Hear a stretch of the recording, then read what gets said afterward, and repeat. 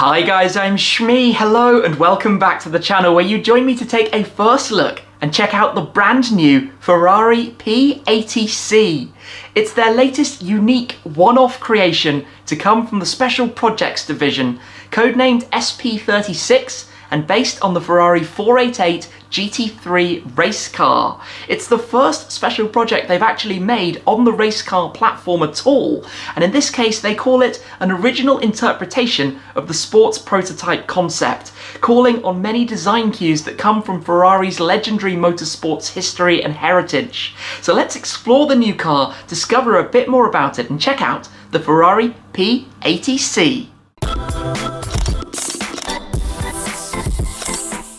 I think it's indisputable that once again, Ferrari have knocked it out of the park when it comes to the design of one of their special project cars. There are a few things that are particularly interesting though about the new P80C, and we're going to have a good look around the car, talk about the design and where some of their styling cues have come from. But the special projects program itself is indeed, as the name suggests, a very special thing. Ferrari invite customers, almost a reward for their loyalty, for building up their collections of Ferrari cars, perhaps taking part in the XX program, or driving and running F1 cars through Corsa Clienti, or maybe they're taking part in the Cavalcade owners rallies. But it's an opportunity to work directly with Ferrari, to build, design, to imagine all the way from inception to the final finished product, a completely bespoke car that they offer input to, they can name, they can determine which direction they want it to head and where the inspirations come from. And in this case, it has the code name SP36, the 36th special project. Now, over a year ago, we saw the launch of the SP38 Deborah because the name comes from when it was originally commissioned. In this case, back in 2015. So it's been a 4-year process to go all the way through to create the P80C as we have it, again with a name that is directly given to the car by the owner. Now, what stands out to me about this model is that it is the first time we've had a Ferrari SP car that is based on a race car as opposed to one of Maranello's road cars. In this case, the 488 GT3, which brings with it a number of benefits in terms of a longer chassis, using the GT3 race car chassis, which is 50mm, 5 centimeters longer than the GTB's car, which gives more opportunity, more room to play for the designers in terms of the aesthetics of the car itself. But we can get onto that in more detail later on. The car has 2 different configurations as well, different wheel options. You can remove the wing too if you'd like to display it at a concours event, but there is only one of these, and no doubt it carries a rather high price tag as well. But let's dive into this then, in terms of the design in more detail. In order to purchase one of these cars, one has to be a long-standing Ferrari customer with a big awareness of the brand, and that's why the P80C has design cues that come from the likes of the 330 P3, P4, the 206 SP, the 250 LM in terms of some of the interior, but it's a track car as opposed to a road car. That means it does away with the rules and requirements both in terms of homologation for the road, but also in terms of the GT3 racing class, which means it's completely unrestricted, unleashed. Looking around the car, even the colour is actually called Rosso Vera. That means true red in Italian, a tribute back as well. We'll get to some of these design cues, but you look at it, and overall, it's a very pretty shape. The aesthetics, the low roofline, the elongated actual length of the car as well, but mixed with the aggression of the aerodynamics. Those are all in exposed carbon fibre, the rear wing, the diffuser, the side skirts, the front splitter. So the pretty elements in red, the aerodynamic track focus components left in the exposed black carbon fibre. Around the front of the car it has quite a long nose, but it comes down to a very, very low height with small openings for almost imagining headlights down below. No full-size headlights and tail lights are found, a track car to be driven in the day. You can see the exaggerated size of the arches both over the front wheels and the rear, just again swooping back to some of the traditional looking Ferrari race cars of the 60s, always very good looking cars. The windscreen almost wraps around with the black A-pillars and the way it's very low to that roofline going all the way towards the side scoop, separated into two parts for the intercoolers just behind those side windows, but creating that black silhouette that runs around the car, very heavily tinted in these pictures, but certainly aiding and assisting very much to the design, even if it may look, if I can say so, quite like the design of the Ford GT. Coming back down towards the front, you can see the large nostrils for the cooling with a central almost spine running towards them. When you go up over the roof, you have that T-wing, which just extends the appearance of the roofline as well, before you get that slashed rear deck lid underneath which that twin-turbo V8 lies. Now at the back, the rear wing, the large rear wing, of course it's a race car, but this is quite interesting because it's actually removable.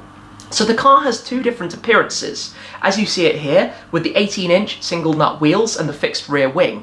But you can actually swap the wheels to a 21-inch road style set and remove the wing completely to give it more of a concours presence. The owner of the car requested that it would have those two different appearances so that it can be shown at events in the future, and it can literally be switched from one straight into the other. Now when you get to the interior, of course, it is very much race car. You can see the blue Alcantara seats. Those tribute back to the 250 LM, a car that had blue seats like this car, contrasting with the red exterior. Inside though, it's all carbon fibre inside the cage. You can see the carbon steering wheel, the centre stack, the door cards, all about saving weight. The bucket seats are of course carbon fibre as well, but in here, very much GT3 car in terms of the controls available, the radio, the pit limiter, all of the headlights and things that you expect from a race car, the controls, sorry, I should say, in terms of flashing lights and things, and then of course 6-point harnesses as well, a racing dashboard display. If you look at the car, equally the body panel's removable. It's a race car philosophy. You want to be able to quickly change and access things. I'm not sure if the car is going to be run during the XX program days or completely private days for the owner of this car, for the, well, current, I was going to say eventual owner, but the owner who's been working with the program throughout. But you can see how it dissects and breaks up. Then back there in the rear, or rear mid-engine I should say, that famous 3.9 litre twin turbocharged V8, Ferrari's engine of the year, which now they've paid tribute with, or to, with the new F8 Tributo model, but this is in a state of tune to 670 horsepower. GT3 cars would be restricted more to, say, 500 horsepower unless they were running unrestricted, but this is like as found in the 488 GTB. Back there though, very stripped out as you can see, no weight or extra really packaging used wherever it isn't absolutely required.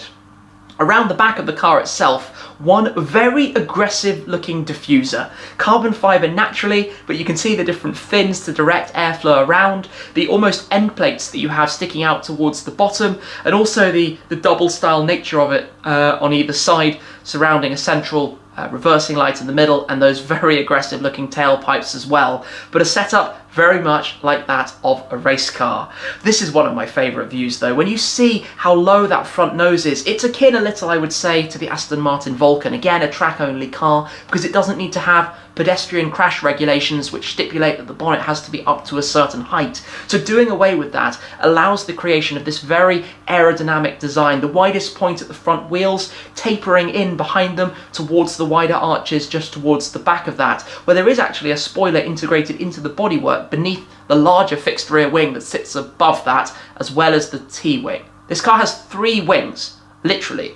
That's slightly extreme, and you can see it wearing the Pirelli P80 representation tyres that you have on this. But around the back, just look at that. Look at the way you have those almost strip kind of tail lights back there flanking that wing, which beneath it has a floating prancing horse emblem. The Ferrari badge is worn there, sitting literally beneath the rear wing, but hovering somehow, attached in a way that it floats, and I think that's a really cool touch. It looks very, very smart, although no doubt isn't necessarily the most aerodynamic, because that would cause a small amount of drag, although we're talking a very small amount, and I'd say it's worth it for the aesthetics of the car. Out on track though, look at its poise, look at how low to the ground it is, look at the shape of the front splitter, the way it raises up in the centre and lower towards the outsides, where it's really right down there on the tarmac, looking amazing in the Italian sunshine. It has to be said that when Ferrari create these special projects, they have a fantastic habit of making them look incredibly good when you see them in all of their glory out and about, and the colour of this car as well in the sunshine. It looks very similar to Rosso Corsa, Ferrari's more traditional colour, but in this case, like I said, it's Rosso Vera. And you can see also above those rear side intakes the racing fuel filler that you have up on what is almost a raised buttress, almost a flying buttress. Again, a little bit in style towards the Ford GT, the way it comes out of the roofline towards the back, but of course an aerodynamic and functional part of the design as well. Now, they produced a number of sketches because of course this process starts with the customer in the very early days to determine which direction they want this project to take. And Ferrari have been very excited by the fact that they've created this on a race car model as opposed to one of the road cars, although we've seen cars before based on, well, more or less everything from the range. Some of the limited series cars like the Speciale and the TDF, but none based on the hypercars, the LaFerrari for example, at this stage. So it goes through a whole host of different sketches to lead towards the end result, and you can see how that builds up, how the car is built out of a clay model. It's almost just an endless opportunity for the customer to constantly have input, to make some changes, to update the design, to say what they like, to talk with the highest employees at Ferrari, to build, well, this completely unique car. And that's what I find so amazing about the opportunity, that customers can do this. Customers can go to Ferrari and create a car that is exactly what they want. And for example, I immediately have some ideas in my mind of what I would go down and which path I would try and take if I was ever to be in such a position. But of course, like I said, it's a reward for very loyal Ferrari customers, and those who have taken delivery of such cars do tend to own quite a fleet of Ferrari models across their entire garage. I think that's more or less everything there is then to cover about this new Ferrari P80C, the latest special project. These cars run into the millions, and especially when it's been a project of this length, because no doubt that means a lot of going backwards and forwards, making changes and iterations to the car. But I think it's a very interesting thing to be able to do, and this is a very good looking race car, it has to be said. Normally racing requires almost, I would say, ugly design elements to meet the regulations, but here, unrestricted, unleashed, they've turned the 488 GT3 into something truly special for one individual lucky owner. Anyway, I hope you've enjoyed this first look to learn a little bit more about the car itself. Thank you very much for watching as always, guys. I appreciate your support, and I'll see you again very soon. Cheers!